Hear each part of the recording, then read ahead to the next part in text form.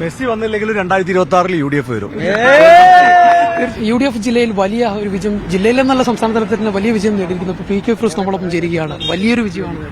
തീർച്ചയായും UDFന് മികച്ച വിജയം. അതായത് ഇപ്പൊ സ്വർണം ചെമ്പാക്കാൻ ഇടതുപക്ഷത്തിന് കഴിഞ്ഞു, പക്ഷെ ജനങ്ങളുടെ മനസ്സ് വോട്ടാക്കാൻ അവർക്ക് കഴിഞ്ഞില്ല. അത് UDFന് അനുകൂലമായി അവർ വിജയിച്ചു. ഈ തെരഞ്ഞെടുപ്പിൽ നമുക്കറിയാം വാർഡ് വിഭജനം സമ്പൂർണ്ണമായി ഇടതുപക്ഷത്തിന് അനുകൂലമായ രീതിയിലാണ് അവർ വിഭജിച്ചത്. പക്ഷേ മനസ്സ് ജനങ്ങളുടെ വിഭജിക്കാൻ അവർ കഴിഞ്ഞില്ല എന്ന് മാത്രമല്ല, ഏക മനസ്സോടെ UDFന് അനുകൂലമായി വോട്ട് ചെയ്തു. ഇപ്പോൾ വോട്ട് ചെയ്യാൻ പോകുമ്പോൾ കഴിഞ്ഞ ദിവസം ഞാൻ വോട്ട് ചെയ്യുന്ന അന്ന് മീഡിയ വണ്ണിനോട് പറഞ്ഞിരുന്നു, ഈ തെരഞ്ഞെടുപ്പിൽ ജനം റെഡ് കാർഡ് കാണിക്കുന്നു. അതായത് അവർ വോട്ട് ചെയ്യാൻ പോകുമ്പോൾ 2 കാർഡ് അവർ കയ്യിൽ കരുതി.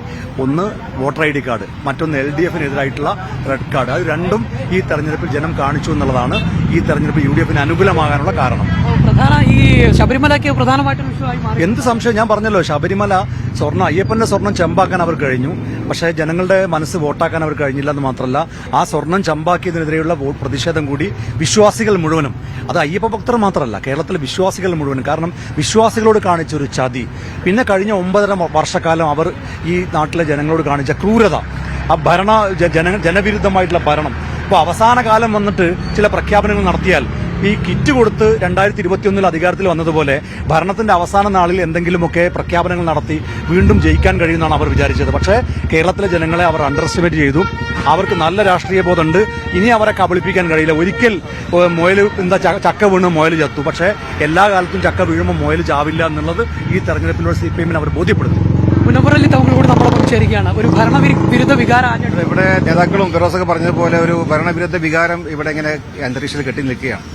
അതിനൊരു അവസാനം കൊണ്ടാണെന്ന് ജനങ്ങൾ ആഗ്രഹിച്ചതാണ്. അത് ഈ അവസരം കിട്ടിയപ്പോൾ ജനങ്ങൾ ഉപയോഗിച്ചു. ഇവിടെ സൂചിപ്പിച്ചതുപോലെ വിശ്വാസികളോടുള്ള ചതി, അതുപോലെ തന്നെ ഈ ഒരു കേരളം എന്നേ മുന്നോട്ട് പോകേണ്ട കേരളം അതിന് 10 വർഷത്തേക്ക് പിടിച്ച് പിന്നോട്ട് വലിച്ചിരിക്കുകയാണ്. ഇപ്പോൾ കേരളത്തിന് UDF സർക്കാർ ഇവിടെ ഉണ്ടാക്കി വെച്ചിട്ടുള്ള ഒരുപാട് ബേസ് ഉണ്ട്. അത് തുടർന്ന് പോകണമെങ്കിൽ UDF വരണം. ഇവിടെ കഴിഞ്ഞ 10 വർഷമായി ഒരു മേഖലയിലും, വിദ്യാഭ്യാസ മേഖലയിലോ വ്യാവസായിക മേഖല, IT മേഖലയൊന്നും എടുത്തു പറയാൻ കഴിയാത്ത ഒരു പുരോഗതിയും ഇവിടെ ഉണ്ടായിട്ടില്ല എന്നതാണ്.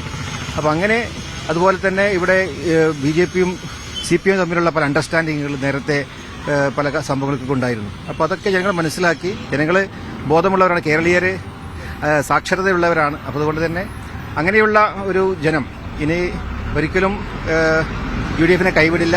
UDFൽ പ്രതീക്ഷ കൂടി വന്ന ഒരു സാഹചര്യമാണ് ഇപ്പോൾ നമ്മൾ കണ്ടിട്ടുള്ളത്. നേരത്തെ സെമിഫൈനൽ എന്നായിരുന്നു ഇതിന് പറഞ്ഞിരുന്നത്. സെമിഫൈനലിൽ വലിയ വിജയം വിജയിച്ചു, ഫൈനലിൽ ഉണ്ടാവും.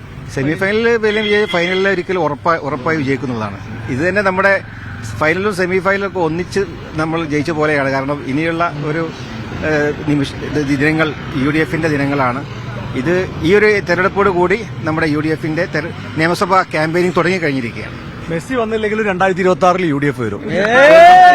തീർച്ചയായിട്ടും വലിയ ആത്മവിശ്വാസത്തിൽ തന്നെയാണ് UDF പ്രവർത്തകരുള്ളത്. പറഞ്ഞതുപോലെ ഇത് ഈ ഒരു വിജയം UDFന്റെ വരുന്ന നിയമസഭാ തെരഞ്ഞെടുപ്പിന്റെ ഒരു ക്യാമ്പയിന്റെ തുടക്കമാണെന്ന് കൂടി പറയുന്നു. ഒപ്പം ഭരണവിരുദ്ധ വികാരം ആഞ്ഞടിച്ചതിന്റെ പരിണിത ഫലം കൂടിയാണ് ഇത്തരത്തിലുള്ള വലിയൊരു വിജയം എന്നാണ് നേതാക്കന്മാർ പറഞ്ഞു വെക്കുന്നത്. മലപ്പുറത്ത് നിന്ന് അനുരൂപ് ചിക്കോടിനൊപ്പം ജംഷീർ കൊടിഞ്ഞി, മീഡിയ 1.